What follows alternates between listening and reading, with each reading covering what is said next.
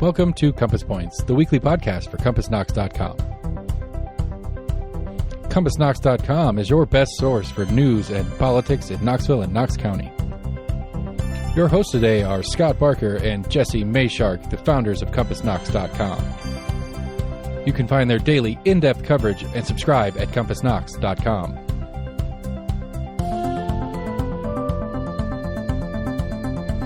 The Compass Point podcast is brought to you in conjunction with Almost an Agreement. Almost an Agreement is a layman's attempt to get a handle on the workings in government and politics that we deal with every day. Check them out at almostanagreement.com or subscribe for free on your favorite podcast provider. If you'd like to learn more about the topics discussed on today's podcast, go to CompassKnox.com and subscribe for in-depth coverage and much more.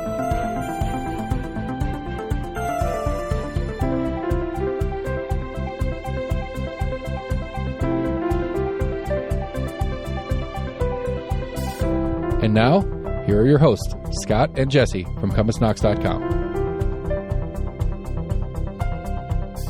Hello, welcome to Compass Points, the weekly podcast of CompassKnox.com. What we hope will be the weekly podcast. This is our inaugural episode, so the first of many to come, we hope. We'd love to hear any feedback or thoughts that anyone has on the podcast. You can write us at CompassKnox@gmail.com. And of course, you can find all of our content on our website at CompassKnox.com, including subscription information. This week, we're going to take a look at some of the things that happened last week, a couple major events on our civic landscape. We will also have an interview with a couple of newsmakers, and then kind of look ahead a little bit to what's happening in the days to come. So I'm Jesse Mayshark. This is my colleague Scott Barker. And Scott, what happened this week? Well, this week was a week that had everything to do with speed. The school board sped up the process for the transition to a new superintendent this summer. And then, on the other hand, the city and the county and Boyd Sports slowed down the development of the multi-use stadium east of the old city. So those were the two kind of biggest stories, I think, of the week. Mm-hmm. So let's talk about the stadium a little bit. First of all, tell us what happened with this delay and how much of a surprise was this? Well, the stadium was originally scheduled to be open for the opening of baseball season in 2024 for the Tennessee Smokies, soon to be Knoxville Smokies, to begin play then. However, the window they had, the construction window, kept shrinking on them, and 2 years is a pretty tight time frame to build a stadium. So it was already kind of a tight time frame. And then we had, of course, for the pandemic, we had materials costs that went up.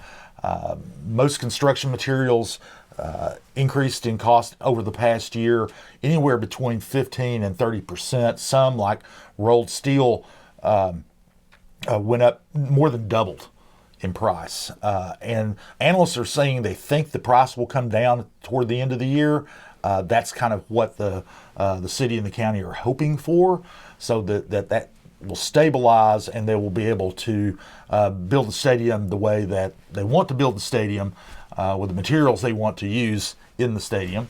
There's that, and there are also the supply chain disruptions that have been going on. They are worried about those. So all those things combined, they decided to give themselves an extra year, essentially, and the Smokies will now move to Knoxville in 2025, and the stadium will not be. Construction won't begin on the stadium for quite some time. They've already cleared the land. The utilities and some of the infrastructure work will go ahead and get started, but the actual construction and the issuance of debt to pay for the construction will be delayed for several months. And there's also something of a financial incentive for the Smokies to delay too. I mean, I know that's not why they did it, but there's some advantage to them, right? Well, there is a little bit of an advantage to them. The lease that they have on the stadium in Kodak doesn't run out till 2025. They have to pay a penalty if they break the lease early. I'm not sure exactly how much that penalty would be. Probably along the lines of a couple $100,000 a year, and so that will be. That just means they don't have to pay that. Well, they still have to pay it.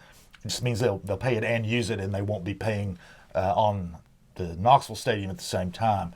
One of the things that this delay does is it does delay the bond issue because you don't want to issue the bonds to pay for the construction until it's about time to start construction. And the lease that the Smokies will be paying to the Knox County Knoxville Sports Authority will help pay for the debt service on that bond issue. So they want to delay the bond issue till right when they need the money to actually begin construction. And I know we're going to hear some more details on all this in our interview segment coming up here in a minute. Right. We've got Stephanie Welch from the city of Knoxville and Chris Caldwell from Knox County. They're the respective governments' kind of lead person working with the sports authority on the project. All right. Well, and so as you mentioned, the school board took a couple of interesting actions this week. John Ryswick, who has been selected as the next superintendent, is now going to take over that position on June 4th instead of July 1st, which was the original plan because current superintendent Bob Thomas is retiring at the end of June. And so Ryswick's contract was originally written that he would just kind of take over July 1st when Thomas was done. But there was some concern from some of the school board members that wasn't going to give Ryswick enough time before the start of the next school year. And they kind of talked back and forth about when it made sense to move that up to. Virginia Babb, one of the board members, actually proposed moving it all the way up to May 1st, that Ryswick would take over then, because there's a lot of decisions that they make about assigning principals to different schools, and I think probably Ryswick's going to want to reorganize the administration a little bit. But they settled on June 4th because that'll allow Bob Thomas to kind of serve as superintendent all the way through all the high school graduations, which the last one is June 3rd, so that's kind of his last formal duty, will be handing out diplomas at this year's graduation ceremonies. And then the other thing they did that I thought was interesting was they voted down a proposed equity policy, which was something that Bob Thomas had actually proposed to kind of formalize their commitment to reducing racial and economic, reducing disparities in academic outcomes and disciplinary actions among racial and economic groups in the school system, which they already have a lot of effort around. I mean, it's part of their current strategic plan to address those disparities, but Thomas and Vice Chair Evity Satterfield, who of course represents a lot of our urban schools, she's the only black member of the school board, she and Bob Thomas really felt like it would mean something for the school board to formally say, this is our policy that we want to address these. And there was not a lot of enthusiasm on the school board for that. You had a lot of board members kind of saying, well, we're already committed to this. We don't really need to take this extra step. It was hard not to read a certain level of politics into it. As we all know, the school board races this year are going to be partisan. The school board has now a Republican majority. Almost all of the self-identified Republicans on the school board voted against the equity policy. And actually, the only two people who voted for it were Evity Satterfield and Daniel Watson in the 3rd District. So, I think they're going to come back in July and talk about the data around all of those disparities and try to get a handle on basically why they've been talking about these issues, trying to narrow these disparities for now going on 8 years. And for all the discussion around it, they haven't really moved the needle a lot on it. So I think there's going to continue to be discussion of that, but the idea of kind of enshrining that in a policy now kind of seems dead. Was there any talk about how sending a message through establishing a policy would be something that might be desirable, and then by not passing a policy, they're perhaps sending a different message than what they even might actually be doing? Yeah, well, Daniel Watson, who's the board member who is on the Alliance for Equity, the school system has a group called the Alliance for Academic Equity, and it's mostly made up of community volunteers and then some school administrators, and Daniel Watson's the board representative, and he said that group really wanted this policy as sort of like an affirmation of their work and a sign that the school board is really on board with what they're doing. So that was one thing. And then Evity Satterfield, I think, just kind of expressed a lot of frustration because she said, basically, we've been talking about this for 8 years. Yes, we do have it in our strategic plan, but we're still not really seeing any real changes or improvements in those disparities. And so she kind of said, I understand people want to talk about this a little more, but there's a lot of people who are waiting for action. And I think her quote was, whenever you all decide to take some action, we're ready. So I guess the other thing we should probably hit on this week was we had some news in our state legislative delegation. Yeah, you mentioned politics being involved here. This is pure politics. Eddie Manis, who has been representing the 18th district, which is West Knoxville, West Knox County, and after redistricting, it's actually going to dip down into South Knox County. He's been the representative there for 2 years. He decided this week announced this week that he would no longer run. He wouldn't serve. He was not going to run for re-election. And he's only served one term. Right? He's only served one term. It's very rare that someone voluntarily leaves after one term. But he said that after a lot of soul searching, his father had recently passed away, so he did some soul searching and decided to come back here. He's a very prominent businessman here, and he's going to go back into business.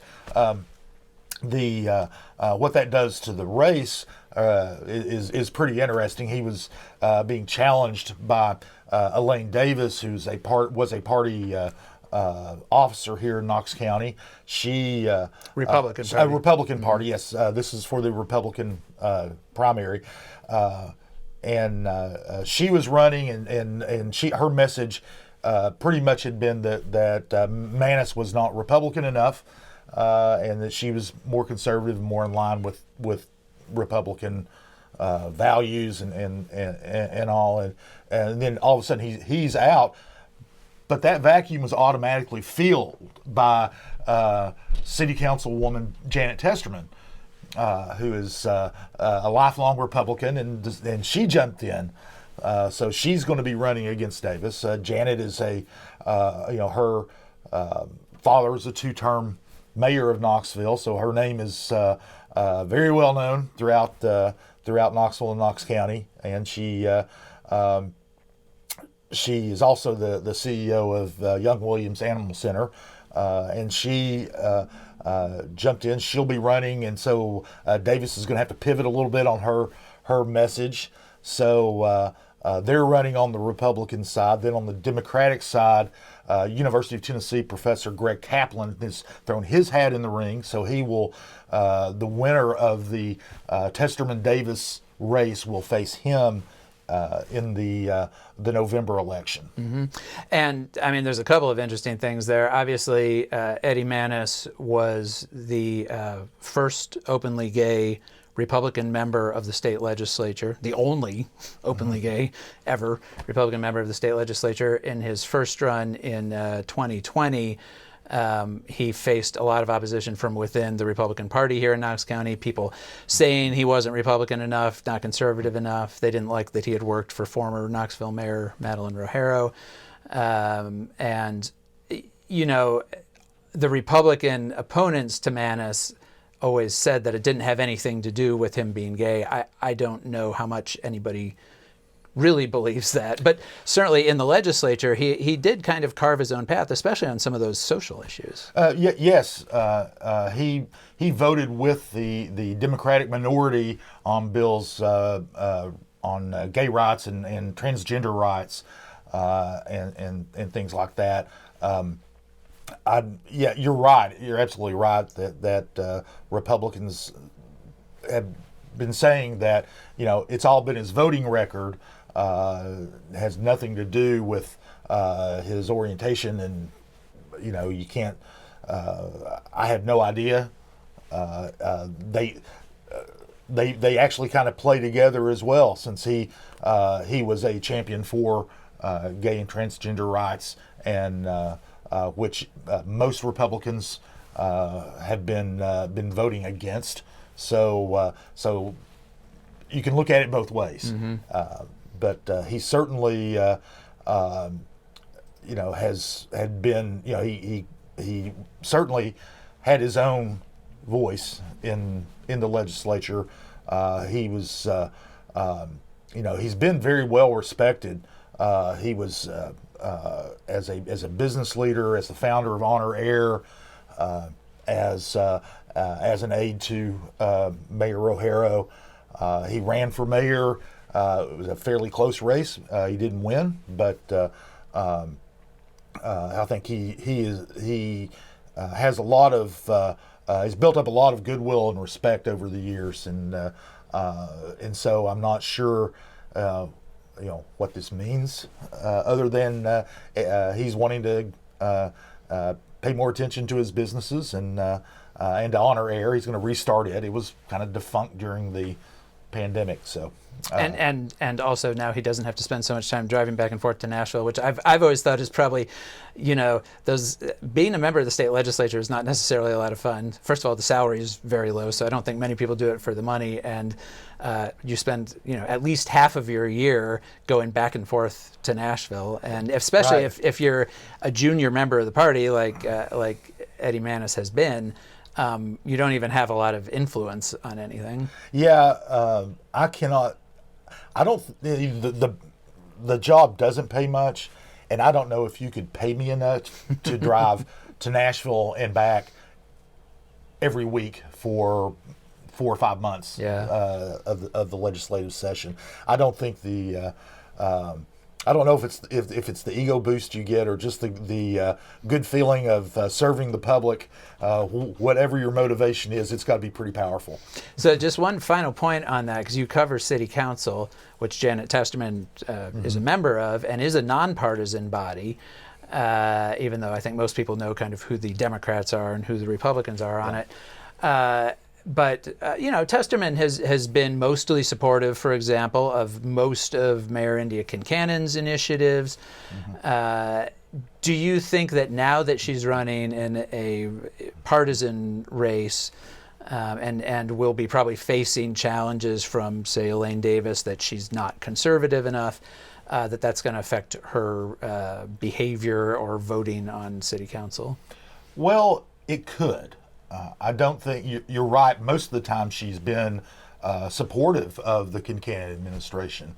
One particular and causes pushed by more liberal members of city council. One of those was, and this was not really an administration push, but one from then Vice Mayor Gwen McKenzie, was the African American Equity Task Force, which they are charged with trying to find $100 million in funding for programs that would benefit primarily the African American community and rebuild generational wealth. It's something that is that can be construed a lot of ways, but they are trying to use grant funding rather than tax. Right. It's funding. not a commitment to spend $100 million. It's not a commitment to spend $100 million, but you can certainly, as you might imagine, you can make that accusation in the political arena, and that's one thing. She voted for that. It is I think I would not be surprised if that becomes a staple of campaign mailers, whether they originate from Davis's campaign or from a political action committee. But I don't know that it will affect her voting. If we'll know next month, because at the end of this month, Mayor Kincannon is going to propose her budget, and if as all pretty much, it's pretty much indicated that there will be a property tax increase of some size. You can't say that for sure. Right. The administration hasn't said this. The administration is not saying, but everybody thinks it. But everybody thinks it, and you look at the numbers, and then you look at the things the administration has said they want to do, and it appears that could come up. There could be other solutions. I don't want to say definitely it's going to happen, but if it does, if there is a property tax increase proposal, then it'll be very interesting to see how Janet Testerman responds to that, because as we all know, in county government, especially for the Republican supermajority, the two dirtiest words in the English language are tax increase. Right. All right. Well, I think that's kind of wraps us up for this week. Yep. So we do have now a little bit more in-depth interview on the stadium issue. So let's go to that.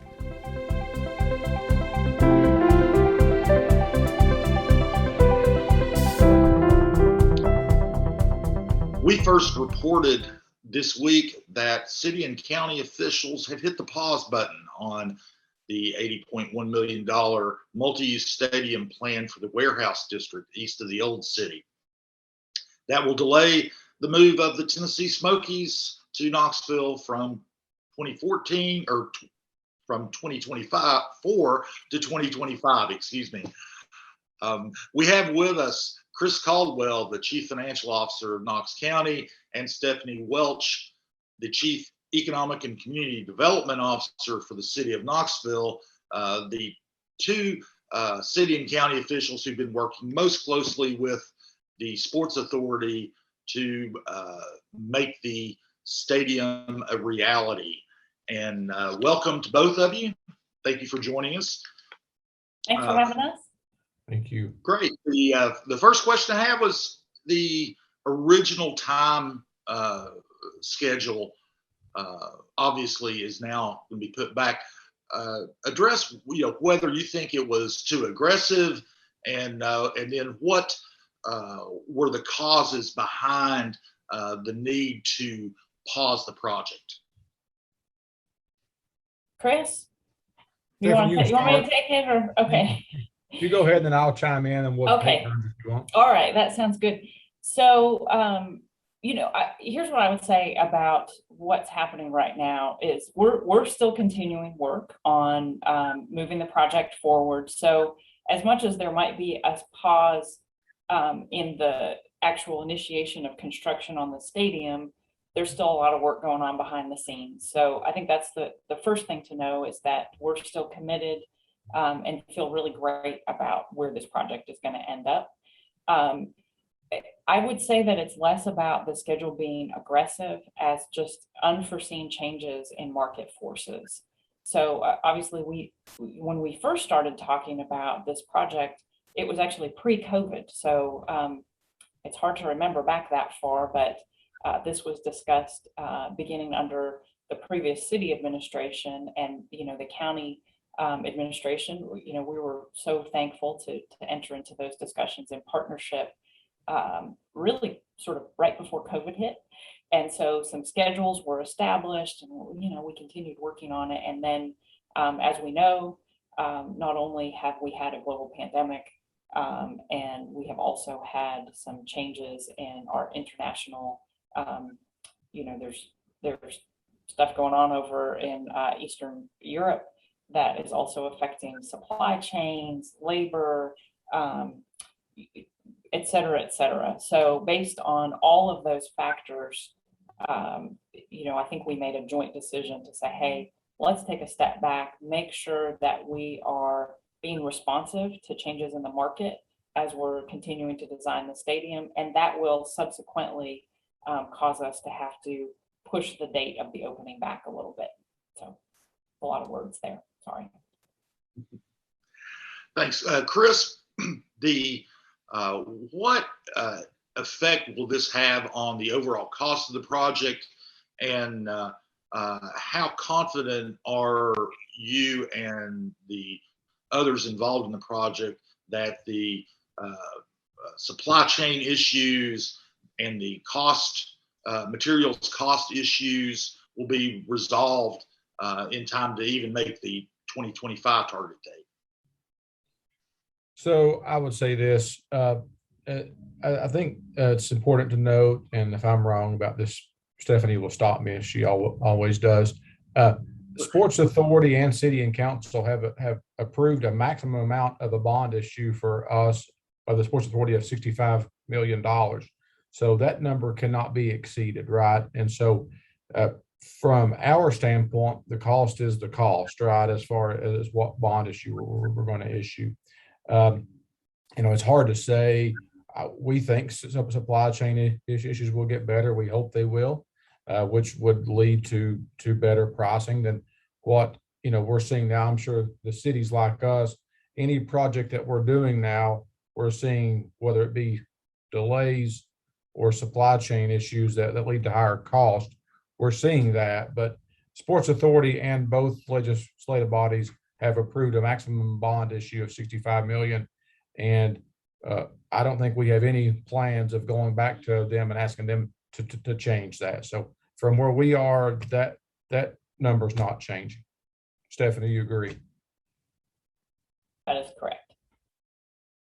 Okay, great. Now the construction schedule is going to move back, and that also move back the timing of the bond issue? And is there a concern about rising interest rates resulting in higher debt service payments for the 30 years of that the city and the county are going to have to pay on the bond issue? I don't mind to take that, Stephanie. I think ultimately we've all heard that interest rates are going up and the Fed's going to continue to raise rates, and at what pace is that? So we definitely are aware and do have concerns of rising interest rates as it relates to our bond issue. We're quick to point out, of course, they're still at a historic lows, and so that's important to note. But yes, I think interest rates probably will continue to rise, which lets city and county continue to have discussions of what our maximum amount would be that we would put in. Ultimately, we're going to put the last dollars in and make up that funding, and we've estimated it to be between $250,000 and $500,000. So what happens is that may get up on the top end of that as rates increase. But the other point I would make is this: we could issue bonds now in any way, because once you issue bonds, you have spend down requirements and timing requirements, and so we couldn't go ahead and just borrow the money and hold it. So we've got to do this in conjunction and with concert with everything getting approved and getting the go ahead. Okay, thanks. Now, obviously, this will push back the opening date of the stadium, and you've talked that even though the stadium still could open earlier than opening day of the 2025 baseball season, and other events can be held. Have you discussed the possible impact this would have on the $100 million plus private development that is going to go in immediately around the stadium, and then any other developments that are happening as a result of the stadium in the area? Because that private development is such it's a linchpin as far as our financing plan, I think, as everyone knows. So the private development has always been part of the discussion, and in order for the project to move forward, the commitment on the private development will have to be there, and we will have an agreement that outlines that commitment.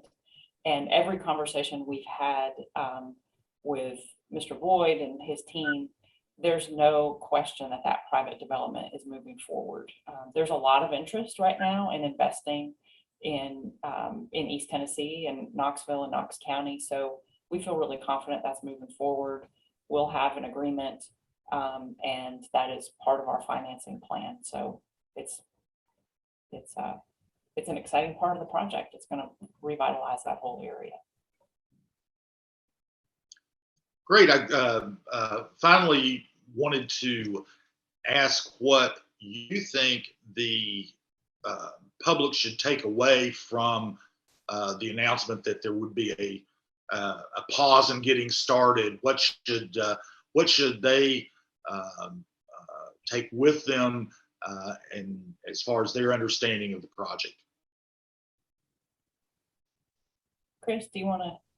I'll start and then you jump in, because I'm sure we'll both have points on this that are important.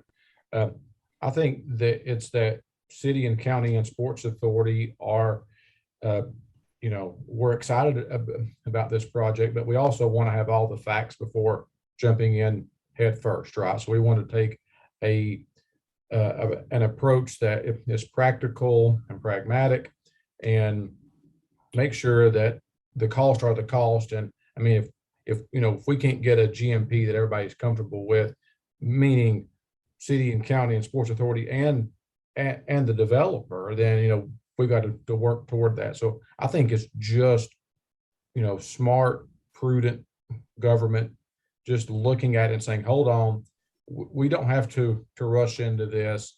Let's make sure we do this right and do it in a way that's economical as well. Yep. Stephanie. Yeah, just to build on that, I think that's perfect. We're really excited about this project. It's moving forward. So we're going to end up with a really fantastic multi-use stadium and a revitalized area. And we're being really good stewards of taxpayer dollars in that process by being very thoughtful and intentional about making sure that we stay in budget, and that we're creating a project that's going to be a really good asset for the community and for the city, the county, and the whole region. Great. Well, Stephanie, Chris, thank you so much for joining us, and we will talk to you as this project moves forward. And again, thanks for coming by.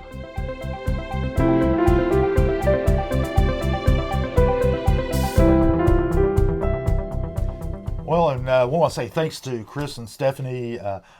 It's always good to get their input. A lot of good information that they were able to share with us. Also appreciate them being guinea pigs on our inaugural podcast here. Absolutely. We asked them to do it and told them that they were going to be guinea pigs, and yet they said that they would do it anyway, which restores your faith a little bit in the stupidity of our government. Transparency. Transparency. That was it. But anyway, seriously, we really appreciate them coming in and bringing their insights. Now we're going to turn our attention to things that are going to be happening later this week. And the big thing that's going to happen is early voting for the county primary begins on Thursday. And there are a couple of really interesting races, some unopposed races. And so probably the biggest race that people are paying attention to is the race for Knox County Sheriff. Which you can read about at CompassKnox.com, because we just posted a fairly lengthy story about it on Friday, so everybody go give that a look.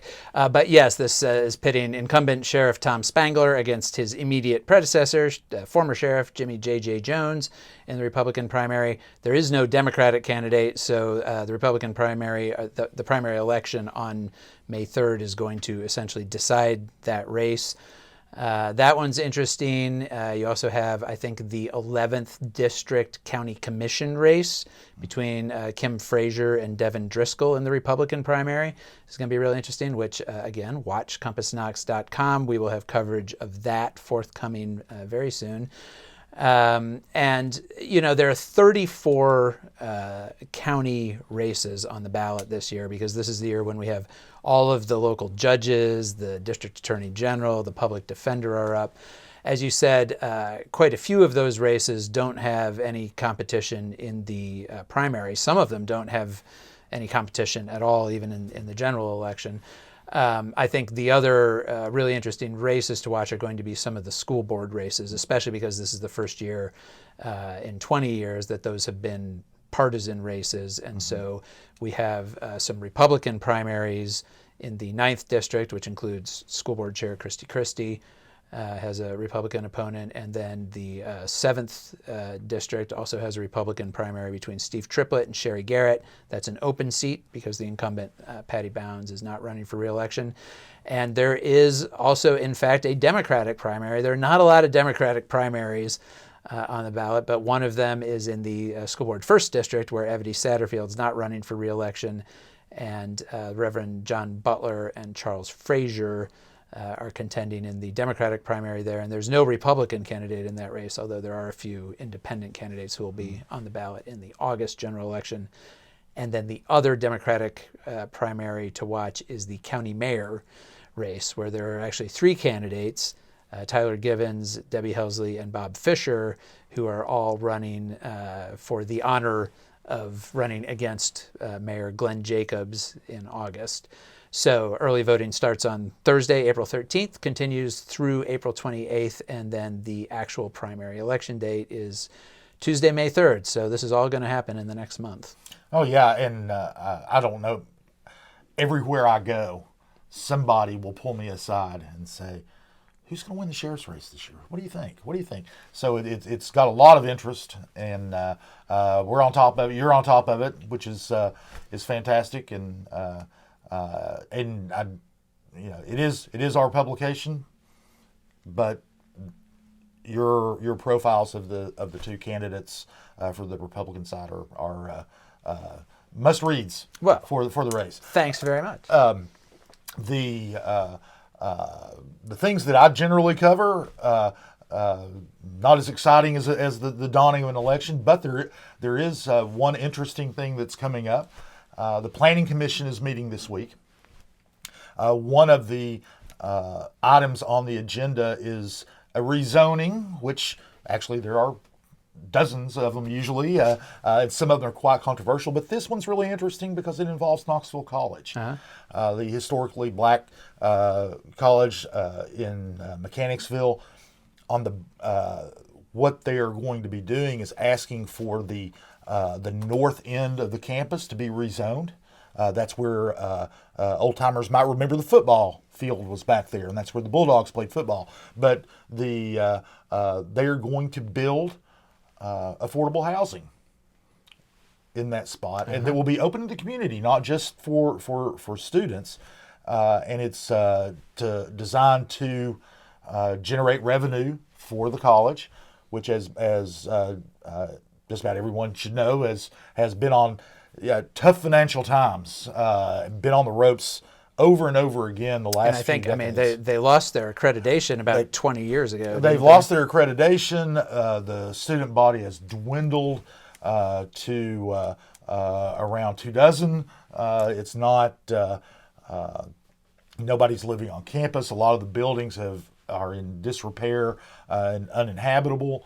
It's been there's been a lot of hand-wringing over the years, a lot of wishful thinking over the years, but nothing has been done. Now, Knoxville College has an interim president who's come in and has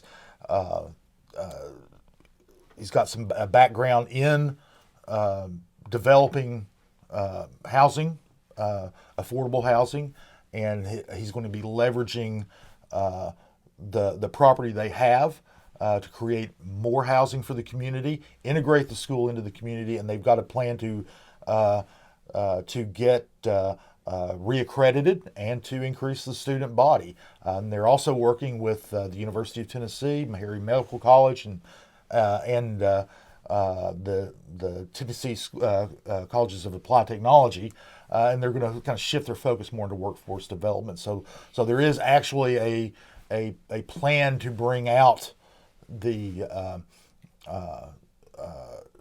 to bring Knoxville College back.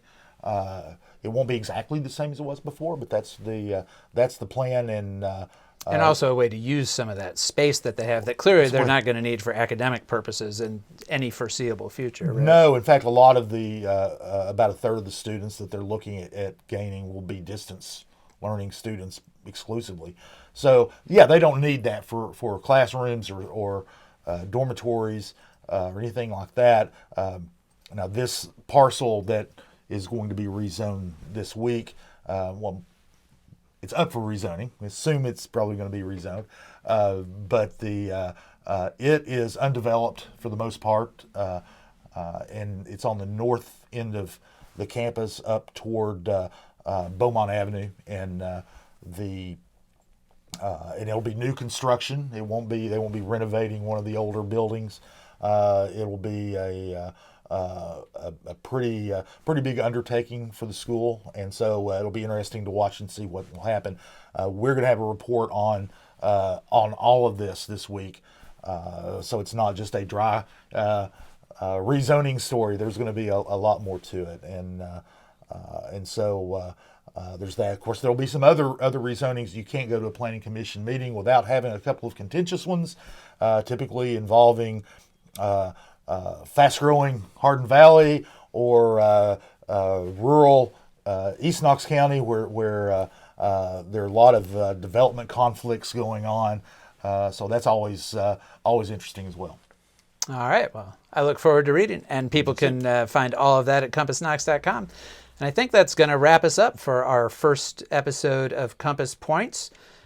Join us here again next week, and shout out and thanks to our producer, Seth Barber.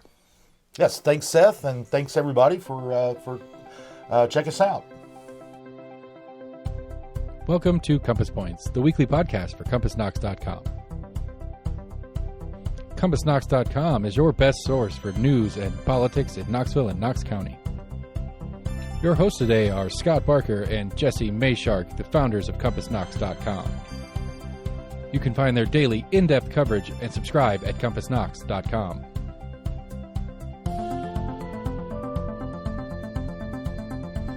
The Compass Point podcast is brought to you in conjunction with Almost an Agreement. Almost an Agreement is a layman's attempt to get a handle on the workings in government and politics that we deal with every day. Check them out at almostanagreement.com or subscribe for free on your favorite podcast provider. If you'd like to learn more about the topics discussed on today's podcast, go to CompassKnox.com and subscribe for in-depth coverage and much more.